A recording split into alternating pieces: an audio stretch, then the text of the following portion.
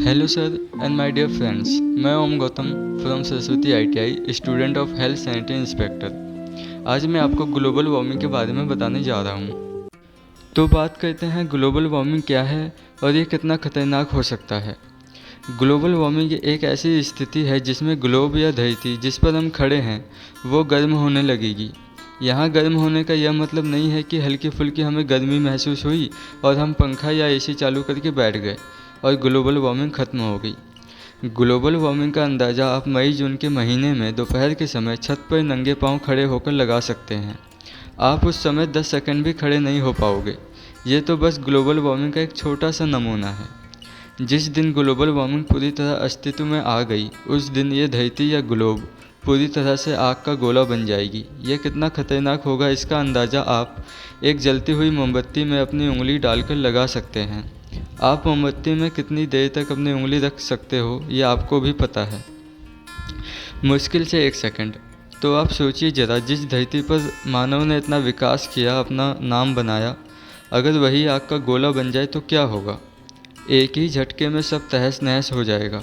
उस दिन केवल कुदरत अपना कहर दिखाएगी। मानव कुछ नहीं कर पाएगा सिवाय तड़पने के और अपनी बर्बादी देखने के। तो ये है ग्लोबल वार्मिंग और ये इतना खतरनाक हो सकता है। तो अब बात करते हैं ग्लोबल वार्मिंग होती क्यों है। ग्लोबल वार्मिंग को हम ग्रीन हाउस इफेक्ट भी कहते हैं। हमारे वायुमंडल में ग्रीन हाउस गैस की मात्रा अधिक होने के कारण ओजोन परत में छेद होने लगा है, जिसके कारण सूर्य की किरणें पृथ्वी पर आ तो जाती हैं पर रिफ्लेक्ट होकर पूरी तरह अंतरिक्ष में नहीं जा पाती। सूर्य की किरणों का 70% भाग पृथ्वी पर ही रह जाता है और खाली 30% ही अंतरिक्ष में जा पाता है। अगर वायुमंडल में ग्रीन हाउस गैसों की मात्रा ऐसे ही बढ़ती रही तो सूर्य की किरणें 70 से 100% होने में देर नहीं करेंगी। अगर ये 100% हो गई तो आप अच्छे से जानते हैं क्या होगा। अब यहाँ पे हमारे मन में एक सवाल आता है कि ग्लोबल वार्मिंग को रोके कैसे। ग्लोबल वार्मिंग को रोकने के लिए सबसे बेसिक और आसान तरीका है पेड़ों को काटने से रोकना और अपने अपने घरों में एक पौधा लगाना। आप ज़्यादा से ज़्यादा पेड़ लगा सकते हैं जिससे ग्रीन हाउस गैस कम और ऑक्सीजन की मात्रा अधिक होगी। दूसरा तरीका यह है कि इलेक्ट्रिक गाड़ी का प्रयोग करें, ना कि पेट्रोल या डीजल का।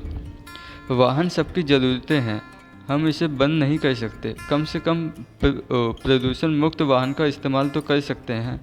ऐसा करने से काफ़ी हद तक ग्लोबल वार्मिंग को रोका जा सकता है।